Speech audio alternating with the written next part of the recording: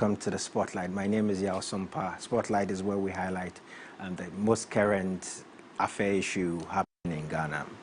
Today we're lucky to be discussing the currency depreciation and its effect and impact on businesses. We have prayed. There was a time we prayed and asked for God to arrest the cedi.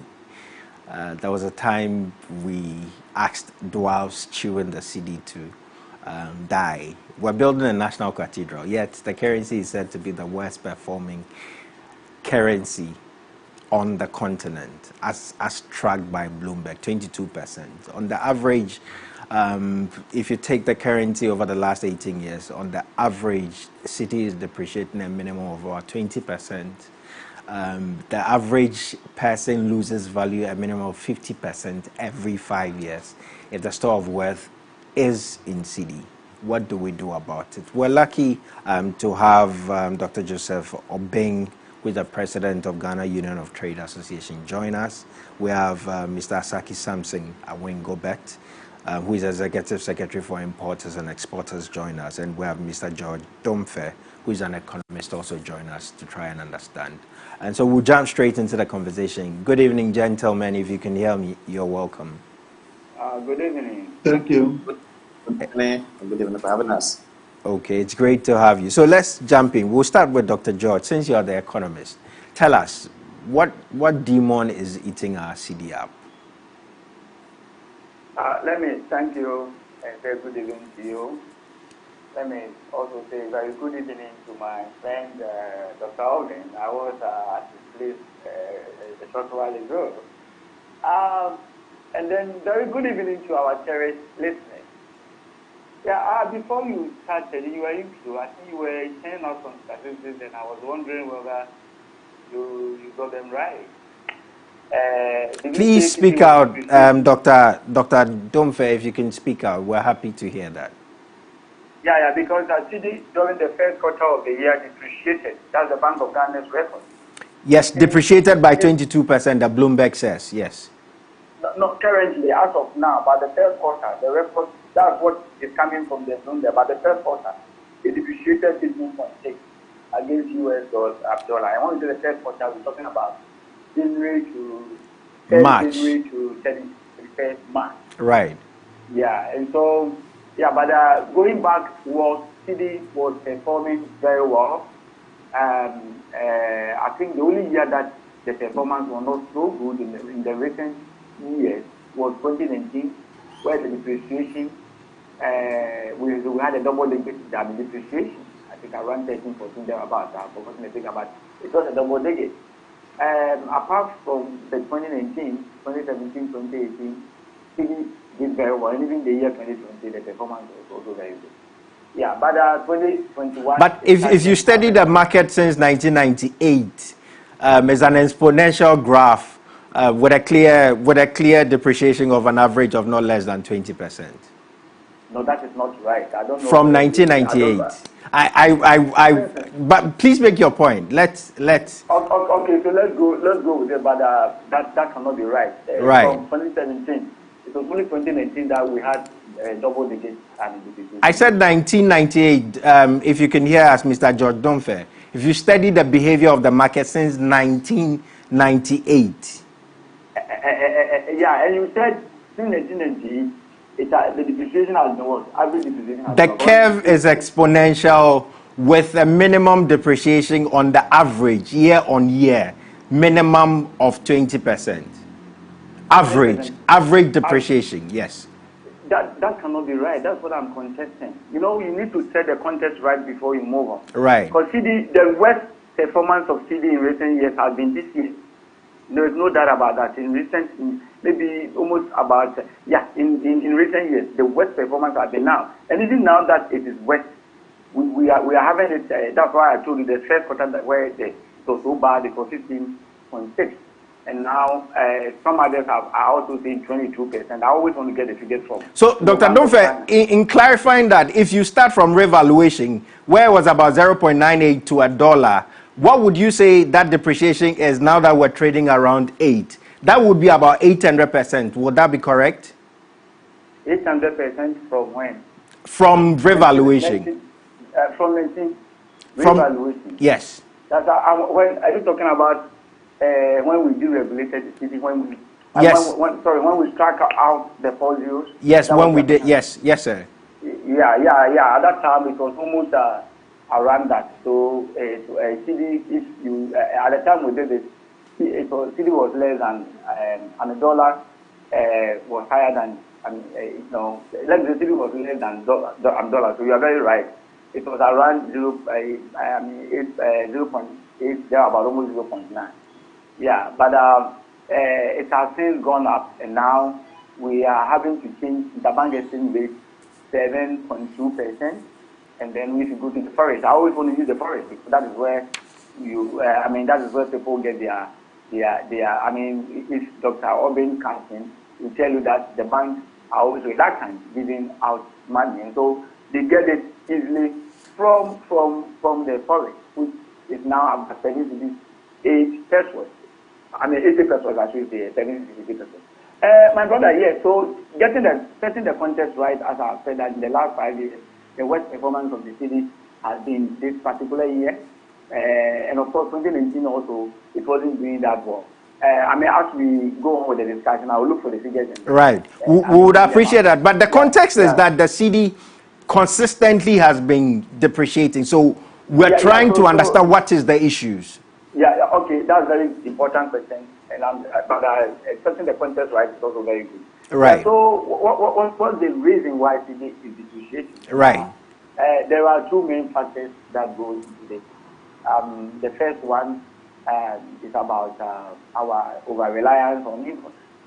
Most of the things that we consume in Ghana, especially in the urban cities, most of the things that we consume are always produced outside the country.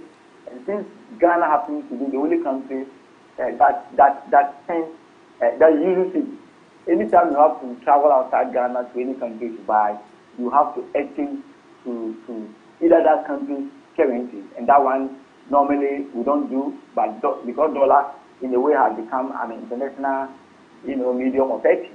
Everybody going everywhere wants to exchange into dollar, and so normally if you look at all the trading and currencies, it's always a dollar that has a lot of problems. So I would say that it's mostly because of what the import, because what happened then is the city is a commodity. It's just like going out to buy bread.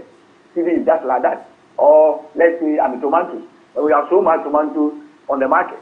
Prices come down. Today I'm told that my hometown there, and tomato is so. They are not getting sellers, and so they are not getting buyers, and so the price has gone down so drastically, and the farmers are crying.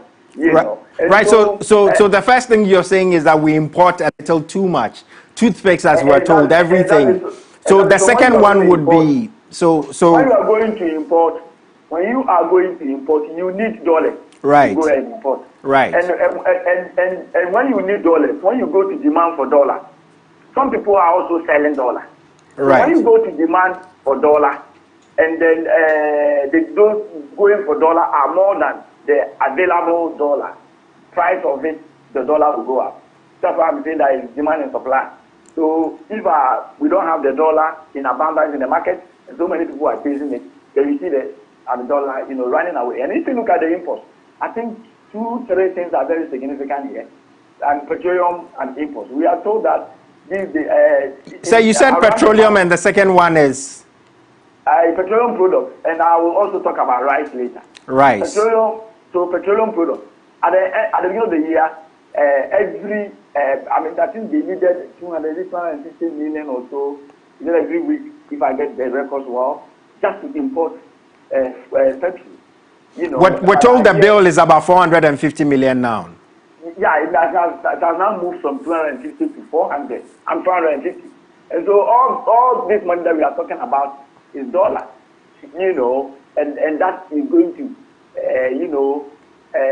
heighten the demand for dollar. Apart from the petroleum products, rice. Every year we import about 1.3 billion worth of rice, and all these things. There are certain things that we don't produce in this country, and we have to rely on import. But there are others that we produce them here that, if you ask my opinion, we should be encouraging the consumers to consume most of what we produce here. And So the main issue Mr. Donver, we're setting the context, as you rightly put it. We're setting the context.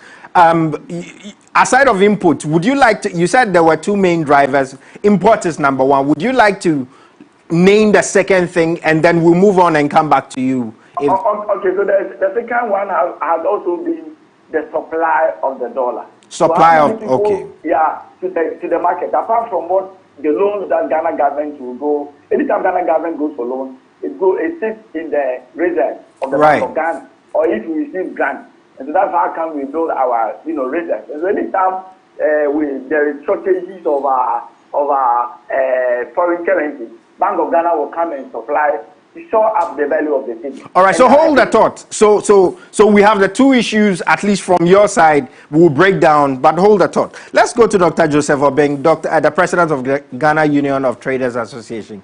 Doc, if you can hear us, thank you for joining us. Good evening. Please, if you can unmute. Yes, I can hear you now, sir. Yeah. Yes, Yeah. Thank you for joining us. Yeah, thank you. So the questions are that if Mr. Donver tells us that trade and importation is the biggest reason for depreciation, the market must be good for traders, is it not? You must be making a lot of money.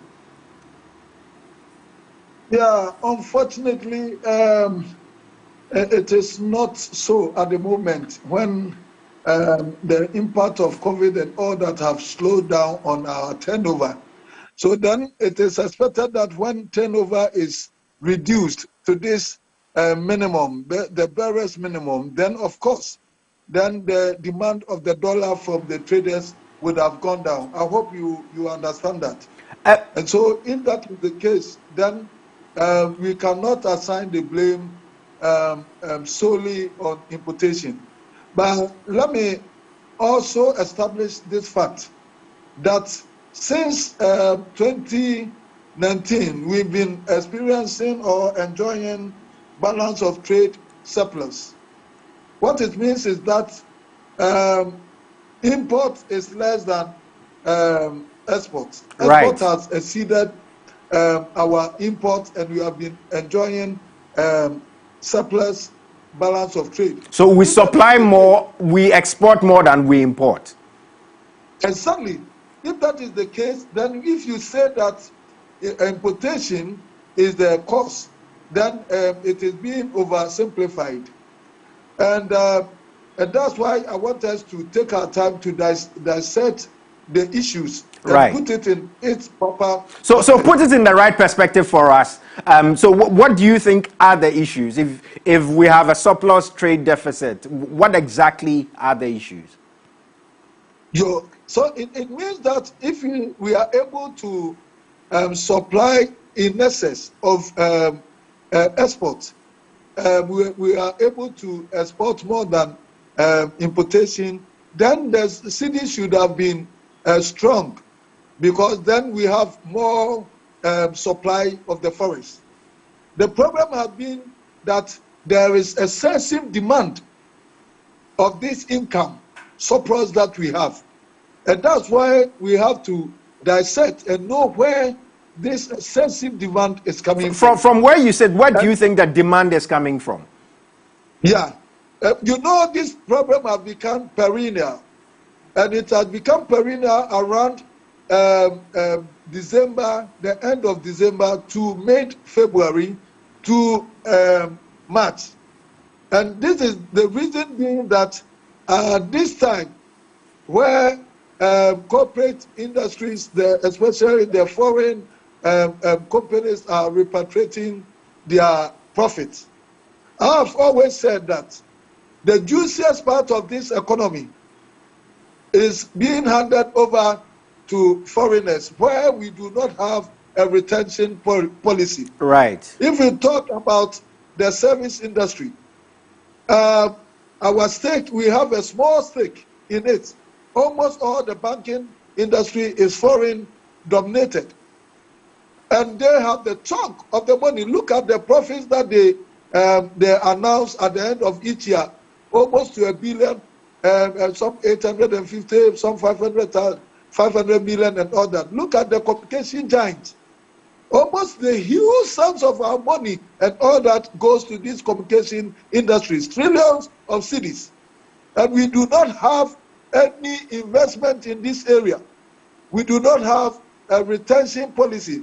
Our investment laws are not structured that the investment in these areas are given whole to these expatriates. Look at oil. Apart from the tax that we have from this area, you look at gold, bauxite, and all the other things that bring the bulk of resources, we do not retain same.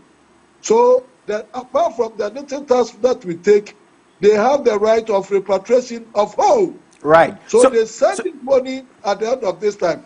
This year, however, unfortunately, this year has been that because of the Ukraine war, and the impact of the oil has also sustained this problem. Otherwise, normally it happens within a short time between.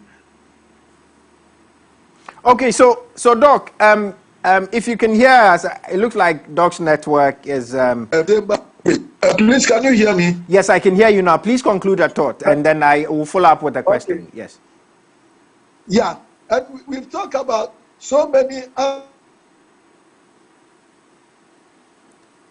It's quite unfortunate, viewers. It looks like the network of Doc is not stable. Let's move on to Mr. Awingobert. Mr. Awingobert, if you can hear us, thank you for joining us. The Executive Secretary of Importers and Exporters Association. Can you hear us, Mr. Awingobert? Good evening. Good evening. Thank you for joining us. I can hear you. Yes. Yes. So I'm sure you're following the conversation. We had Mr. Domfe suggesting that import was one of the biggest contributors. We also had the Dr. Obeng suggesting that it's actually ownership and repatriation of investment being the biggest problem. From where you sit, what exactly is the problem with the depreciation of the cedi? Thank you very much. Good evening to your cherished viewers, and good evening to my senior comrade, Dr. Obeng, and then Dr. Domfe on the other side. What I clearly can say is that what Dr. Domfe didn't recognize is that during COVID-19, 2020 all the way, it actually affected the economy of this country, which was not borne out of by importers. Number two, he has also forgotten that immediately after the restriction was eased, there were a surge in freight in this country. And I'm sure if Dr. Domfe had imported a car in a container during that same period, we would have known that people were paying as much as $12,000 just to bring one container into this country. And of course, which before COVID, importers used to pay, let's say you have two types of containers. You have the 40-footer, then you have the 20-footer container. 20-footer container used to cost like, let's say, $1,500, $1,500. Then because of COVID, it rise up to like 8,000 USD. Then 40-footer container that used to be brought by 2,500 to 3,000 USD as freight, rise up to like, let's say, 12,000 USD. And so that was another point. The other aspect is that shipping companies that are also, apart from collecting this huge freight from importers, are also collecting what we call demurrages and other auxiliary charges in the port. And these shipping lines that not belong to any Ghanaian. And as we are rightly aware, Dr. Domfe is an economist, and he knows that 90% of our transportation, or 90% of our food transportation, is done by the sea. And so you can imagine that a shipping line that call in Ghana with cargo, at the end of the day, all the auxiliary charges that they've made, they will have to repatriate it back to their principal guest, as my senior comrade was saying. Then you come to the mining sector. We are mining in this country, and at the end of the day, our GIPC law gives them the mandate that after you invest, you can repatriate your profit. I think Ghana will get only 10% of it. Then you come to the telecommunications industry, as we say. Then you come to the financial institutions like the banking sector, as we rightly aware that the government collapsed indigenous banks, I think 2018, 2019, thereabout. and by telling us that they were going to build the economy very resilient, just for us to wake up for the Bank of Ghana to say, I mean, for the government to say that importers should pay what we call a financial recovery levy. As if you are paying a duty, and Dr. Ben will tell you this. If he's paying a duty at the port today, he has to pay a certain percentage that will go to help the government of the day to help clean the financial institution, which wasn't made by the business community. Now, Dr. Dunphy talks about, he talks about that rice. Yes, in Ghana we produce rice, but do we have the capacity? At what capacity are we producing? Importation of rice is hitting about 700,000 to 800,000 metric tons. What Ghanaians are producing is not even up to 300,000 metric tons. And so, if the people who bring in rice does not take the rice out of the pot without paying duty to the state, you know about that. So we pay import duties and other taxes, fees, and charges at the port. That comes back to the country. When an importer is transferring money out of the country to go and pay for his cargo or his goods to his suppliers to be brought into the country, this transfer attracts a percentage to the government. You know about that. And so sometimes I find myself uneasy when economists like Dr. Dunphy would come and would not look up what are our opportunities, what are the opportunities that we have as a country that we can produce. I mean, Mr. Awingobet, I think that he had answered a question and it had followed through a conversation. But let me ask directly: do you not agree? Do you not agree that if we could substitute import, it would have a throughput on our currency? Fine, but is it? Ask Dr. Dunphy, is he talking about medium to long term, or we are talking about short term? Yeah, I remember somewhere 2018, if my memory serves me right, and if you are a journalist, you can trace back those days. The agriculture minister says that 2 years to come, nobody will bring rice to this country. And I asked him, what measures have we put in place? Right. So this country, we have to stop the talking and do the action. We talk too much, right, including our universities. They give us only the book knowledge, but how to invent, how to innovate is lacking. And so you cannot be continuing to be teaching us only theory and not talking. Practical measures, practicality is what we are looking at. In terms of cost of utility tariff for this country, those who are into industry will tell you that they can't even cope.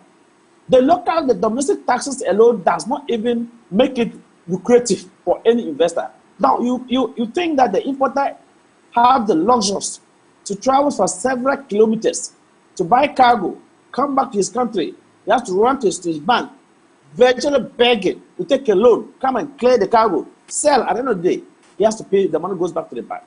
And these banks, the profit that they'll turn around, will have to repatriate because our laws give them that opportunity.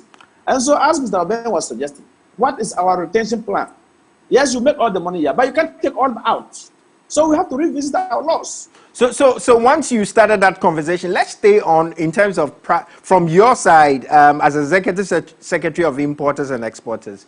From where you said, we have also proposed. So I'm asking the question so that we can have the conversation holistically. As practical as you can, what are some of the things you think that as a nation, as an institute, as viewers, what can we do practically to reduce the cost of depreciation of our cedi? One, we are in the farming season. We don't wait till September before government said that I'm going to subsidize fertilizer input to farmers. As you rightly said, the Russia-Ukraine should give us an opportunity to look elsewhere, which the government is talking about the organic manure, the organic fertilizer producers. Is the government releasing the money to those companies that have been selected to produce this organic, or the government is just talking? So if you produce this, if you actually give these people all the enable environment plus the seed capital that they need to produce, then you can feed to our farmers. The government need to get farming equipment like plowing machine, harvesters, command harvesters, mailers, and mailers should not be set up. If you go to I'm coming from the northern part of Ghana. So if you go to somewhere Tamale, the Avanas mill, rice mill, is sitting somewhere in Tamale Center. It should not be. If you go to serious farming communities in Europe and others, the rice mill supposed to be set up close to the farm gate, so that as soon as this is rice, as soon as they harvest it, it does not need to dry before they send it for milling. You have to mill with the moisture. That's why you can get the proper rice, long grain. Or else when the rice begins to dry, and you send them to the rice mill, at the end of the day, or to the boiler, at the end of the day, it got broken. Then we have broken rice. Right. So the first thing you're saying is that if even we agree with Dr. Domfe in terms of rice as one of the main things, we should focus on agriculture. That's the first thing you're saying. We should focus on at least being being able to feed ourselves. That's the first thing you're saying. Give them the right grain at the right time. Set up the rice mills at the right farm side, not in cities. That one should go somewhere and harvest and travel somewhere to do milling. That's not how it's supposed to be. Right. The boiling. It should right centered in the farm gate. Right. All right. Right. So this is the time we're talking about now, and I'm saying Russia, Ukraine. Everybody talk Russia, Ukraine. What are the other opportunities? Where can we look? Opportunity has come. Organic manure, and we have the capacity. Government supposed to give these people fund. Even one district, one factory. It's a good elaborate policy, but people will tell you they have letters on their hand, approved. The Minister of Trade has given the approval. Finance Minister, but if you go to Exim Bank, the money is not there. And so, who are we pretend to who are we deceiving? We can't pretend to deceive ourselves and come back to attack importers. Let me tell you, without the importers in this country, there will be chaotic in this country. There will be insecurity, food insecurity in this country. I'm telling you. And so when I see people pointing fingers at importers, my heart bleeds. Look, there's no if utility tariff is being given proper base rate to manufacturers, and they can produce light skills, it's the same importers who will buy and do the distribution. All right, so hold the thought, Mr. Awengobet. We're supposed to have Mr. Edward Kariwe, who is the General Secretary of Agricultural Workers Union. I don't know if he could join us. Unfortunately, he could not join us. Otherwise, we would have balanced it with agriculture. But let's go to Dr. Joseph Obeng, the president again. And then we will conclude the thought with him. Dr. Obeng, if you can hear us, before we go back to Dr. Domfe, if you can hear us, as it stands now, we've quickly jumped into practical ways of solving this perennial depreciation and its impact on business.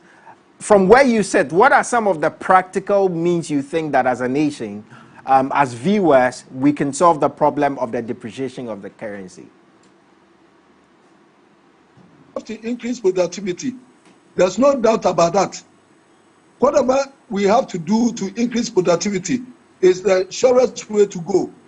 To increase export, and we have to do a lot more export by way of even trying to minimize our import.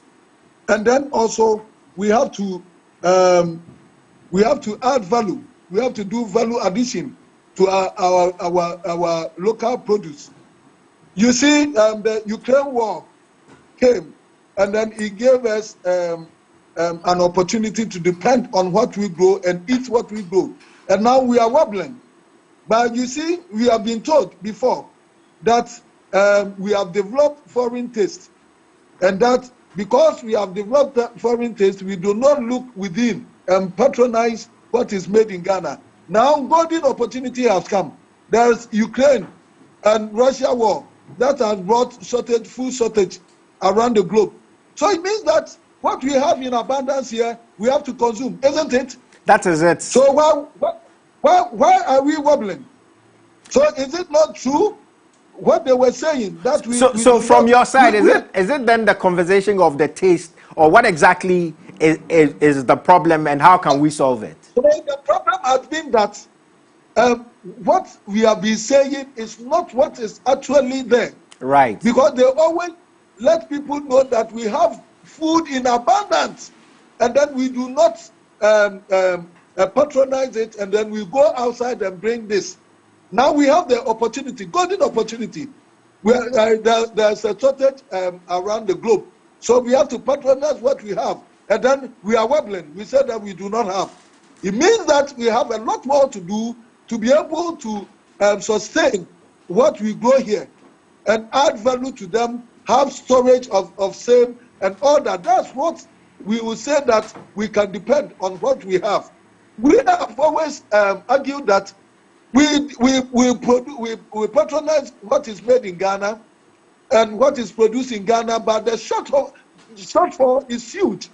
And the shortfall is what we bring so that we are able to sustain the food sustainability in the country. Right. And this has been our argument. And so we have to be able to add value to our goods, to produce a lot more, and then export more. That's the surest way. And then find a way to suppress demand. The demand is what I'm saying, that we have to make investment laws that will make sure that we have retention policy in the investment, the juiciest part of the economy, communication, mining, oil, and all that. We have to have a conscious effort of retaining about 40 to 45% in these areas. Right. Whatever means that we have to do, if we have to float shares so that the indigents can get hold of it. Otherwise, everything is being taken away. Right. Even when it comes to, please let me finish. Please finish the thought. Yes. And so when it comes to healthcare, we have to improve of healthcare. Right. Now people source their health outside, and it comes at a cost. So people go and to assess health. We're told it's called health tourism. We're told it's health tourism now. Exactly. And so the health aspect, how people, because I'm saying all these things because people tend to believe that it's only excessive importation that is bringing this problem. But I want us to know what is actually causing this problem. This time it's not only health, even for beauty purposes. People travel and make their back and their boots at cost of over $50,000, $100,000, which is equivalent to about 4 containers that we bring. So we have to look at all these areas. We have to look at our education. We know how people have been sending their wards abroad, and how much do they pay for their kids? Right. Maybe the payment for their kid is for one kid is more than 2-3 containers of what I would have brought. So if you do not dissect the issues, I've also said somewhere that the activities of the churches should be looked at, because how they also send most of these the resources of the churches, send them away to foreign countries to buy property, to save and all that. We have to look at all that. That's an interesting. We look at one place. Yes, otherwise we look at just one place of importation, where importation is actually not the cause. Right. Even though I admit that we have to be able to reduce importation and increase productivity and export, but you cannot put everything on importation as if importation is a bad thing. Right. Let's go back to Dr. Domfe. Please hold the thought. We'll come back to you, Dr. Domfe. You've heard the importers. They've sort of challenged the first premise, which is importation. I'm sure that you've heard the argument. What will be your reaction? And then we'll jump into what you think that the solutions could be. So you've heard the conversations for a while. I'm happy, and our viewers, I'm sure, are happy to hear your thought on what the importers are saying.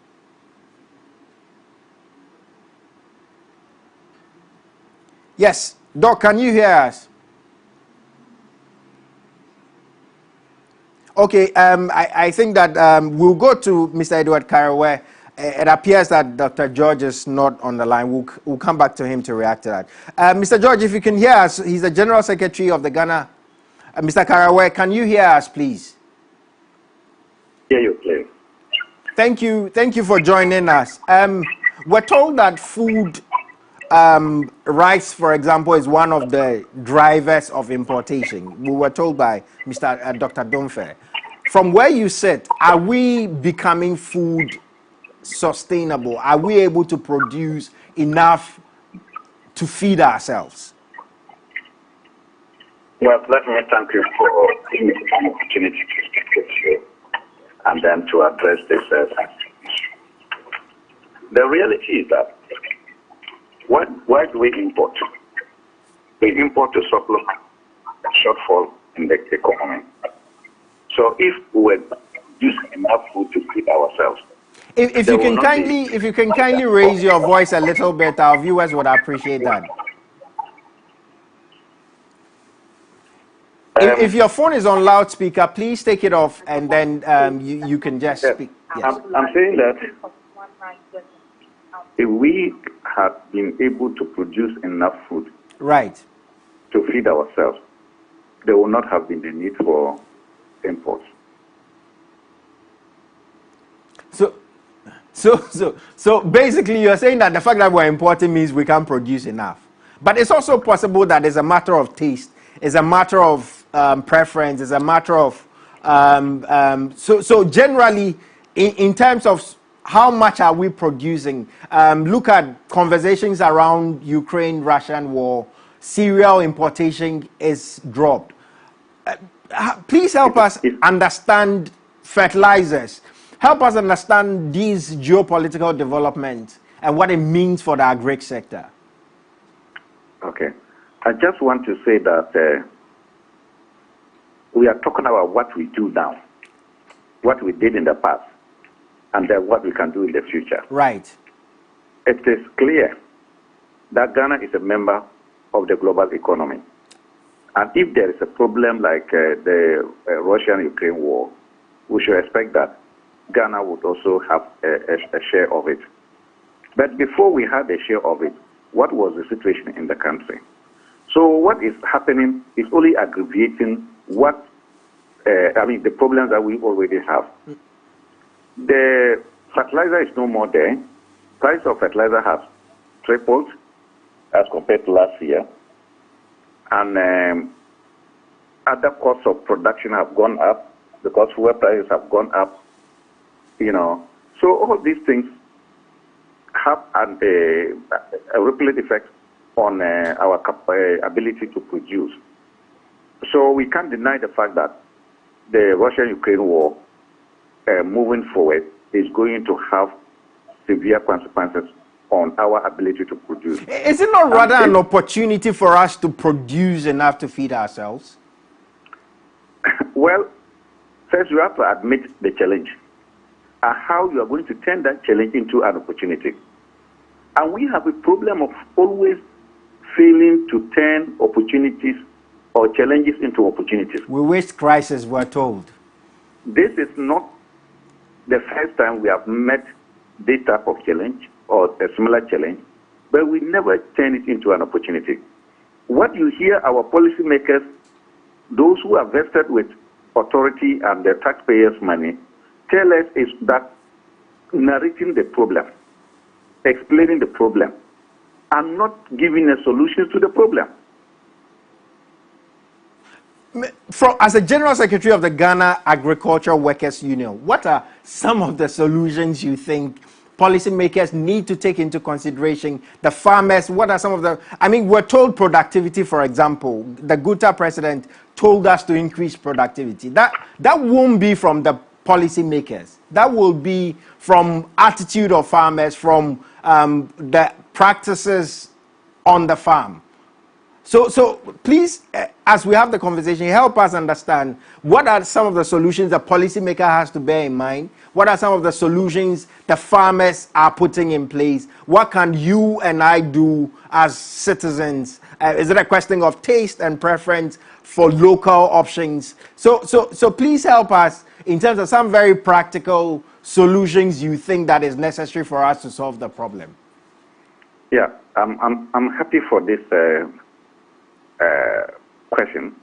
When we talk about productivity, you have to allocate productivity to the labor, and then you also allocate it to the equipment and technology and so on. If you're a farmer, you cannot use your bare hands to work. Even no matter how effort you put in the soil, if the soil needs fertilizer, it needs chemicals, it needs chemicals, for instance, you cannot turn it. So now that there's no going to be fertilizer, what it means is that output or yield per acre is going to reduce fall because we are not having enough fertilizer to put there. So the productivity of the farmer is going to be severely affected, not because the farmer is lazy, not because the farmer is vision-led, not that the farmer is not innovative, it's just because the basic inputs that are needed for productivity are just not available. Right.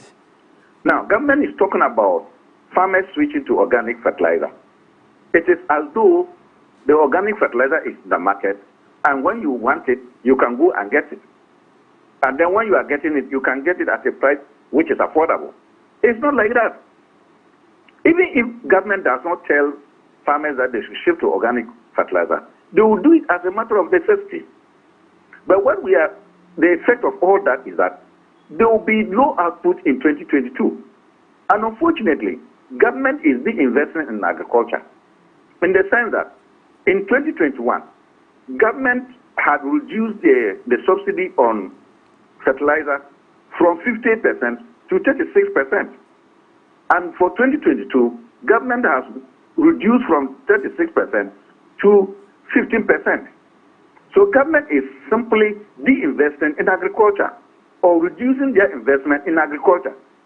Secondly, the total quantity of fertilizer that government subsidized in 2021, government has significantly, substantially reduced that quantity that they are subsidizing in 2022. And as we speak, the available fertilizer is not more than 100,000 metric tons. You mean the available fertilizer in the whole country is not more than 100,000? Yeah, I'm talking about the subsidized fertilizer. Right, right. And then, and this is made up of different types of fertilizer. So it is not like you can use one type of fertilizer to replace the other, because they must be applied at different stages of production. Apart from that, government, the information given to us last year, that there was so much massive smuggling of fertilizer in 2021, to the extent that donkeys were also involved in the smuggling of the fertilizer. Interesting. And they could not do anything because they were animals, they couldn't arrest them. So if this year you have less fertilizer to distribute, and some of it will still also be smuggled, then how much of it will now eventually get to the farmer to put in his farm so that we can have the yield that we are talking about? So you see, the whole government policy today is not encouraging to increase productivity. They are de-investing, and when you de-invest, what is clear is that you get less. Even when you increase your investment, there is no guarantee that your output will necessarily be good, because there are natural factors that could constrain productivity. For instance, the behavior of the rains even this year is suggesting that we are likely to have floods in the northern part of the country. The rains are now moving from the south to the middle to the northern part of the country. Right. And it will not be long in July, August, thereabouts. You will be hearing of floods. And those floods will sweep away farms, livestock, and sometimes even human beings. Therefore, it is going to constrain output. So basically, we just have just about 5 minutes to wrap up. But you're basically saying that productivity is driven by government policy. So for you, even the idea of productivity would hinge on policy. That will be the conversation. Exactly. Right. So we'll come back to your concluding thought. But I don't know if Mr. Domfe can hear us, Dr. George Domfe. If you can hear us, it was important we had your view. If you can hear us, we're happy to hear your thoughts and then round it up with each of our guests giving us their concluding thought. Please, can you hear us, Mr. Domfe? Yeah, I can perfectly hear you. We have just about 2 minutes with you. Yeah. So let me say that you didn't give me time at all. Unfortunately, when I came back, your network. Let me just say, say that I'm not happy with the unfolding event. But let me say that I do agree almost 100% to what all of them have said. You know, when I started, I was setting the context, and as a lecturer in economics, that is my work. I was telling the story, the natural story. So what happens to the value of this? That was your question. Right. It wasn't specific to Ghanaian economy. Otherwise, I would have given. So I was setting the context that it's the demand and supply. Right. And so I gave the broader context. Right. I wasn't saying that import is bad, import is good, or whatever that is bad. All that they said, I have been teaching my students all those things. And Dr. Obin was very right. Right.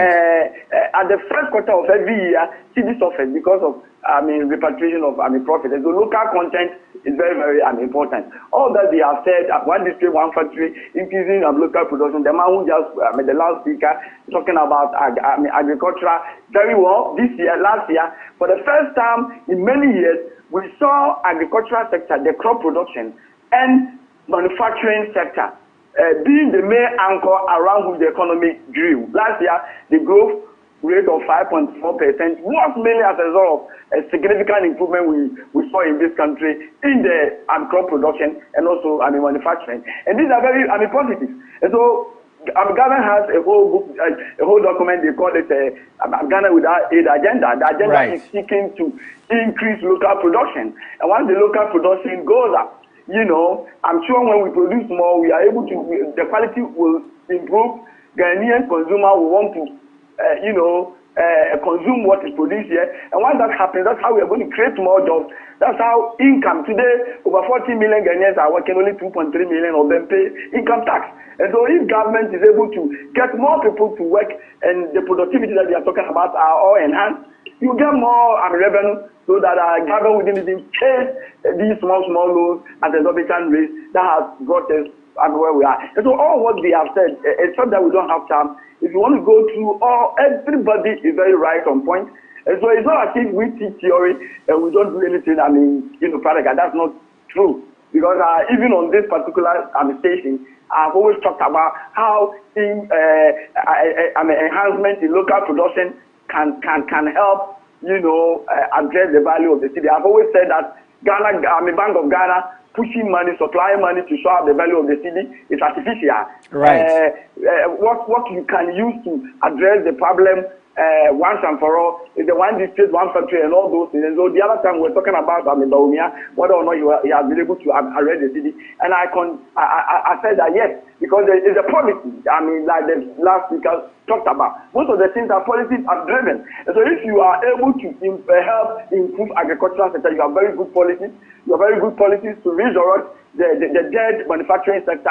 That is how come we can produce more of what otherwise we would have imported. And rather so today, as Dr. Obin put it, export value is higher than the import value. There are other reasons to why CD is still suffering. And so I'm not contending against anything anyone has said. They are all what they have said. They are very practical. They are also in the book. What is in the book is the same as what is happening there. Because we go there to interview them. A while ago, about 2 months ago, and Dr. Obin will tell you, I went and spent about 2 or 3 hours in his house. Right. At workplace. So just your concluding thought. Just your concluding thought. It is not saying, my concluding thought is that the second speaker was trying to suggest as if at school, at Lagos, you come and we teach only and theory, we don't understand practical. That is not true. Because all the things that he said, if you had asked me to expatiate on the Ghanaian situation, I would have said that he was right.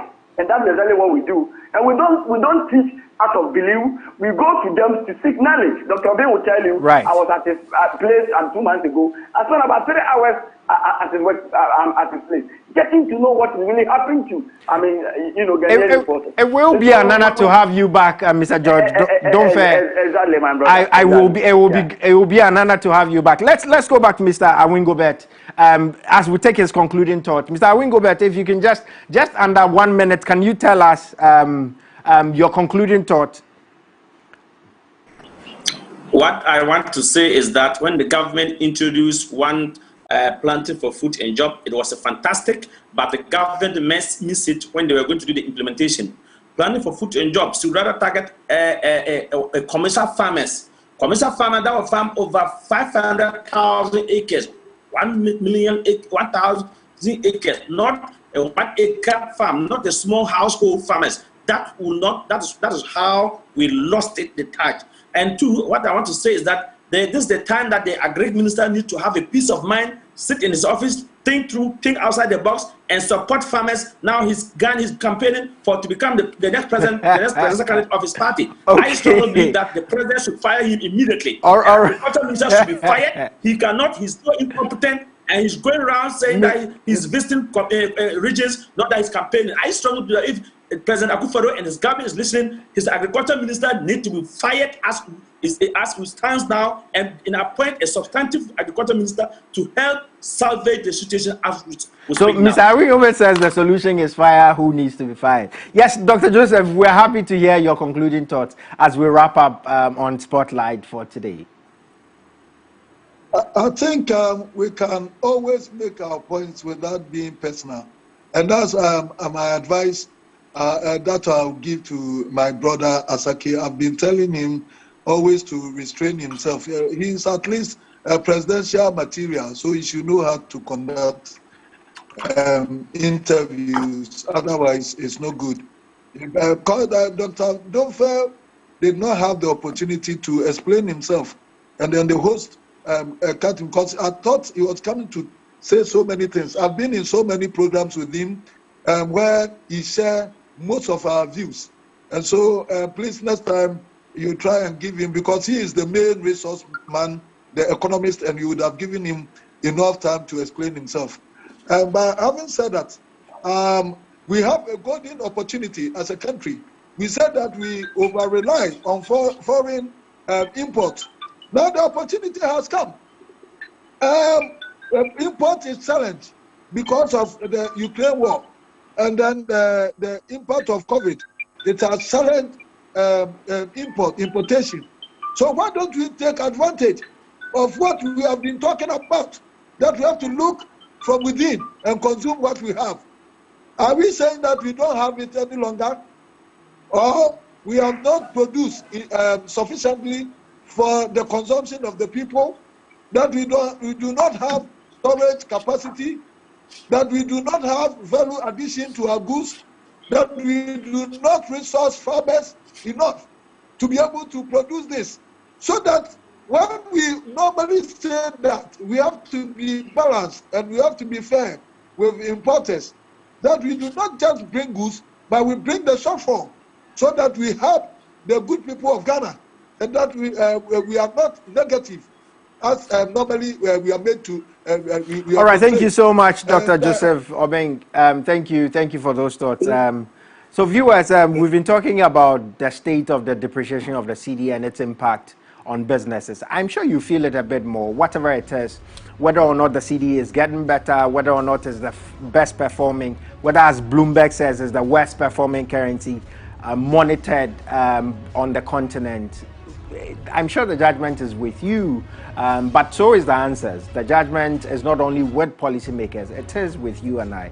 And so let's improve our personal productivity. Let's, as a populace, let's Ghana around this nation we call Ghana, because some things do not belong to the market. Some things are as pride, and some things as honor for the country. So thank you for choosing Spotlight. My name is Yao Sompa. It has been an honor serving you this evening, and we hope that you watch us again tomorrow on Spotlight. Have a good evening.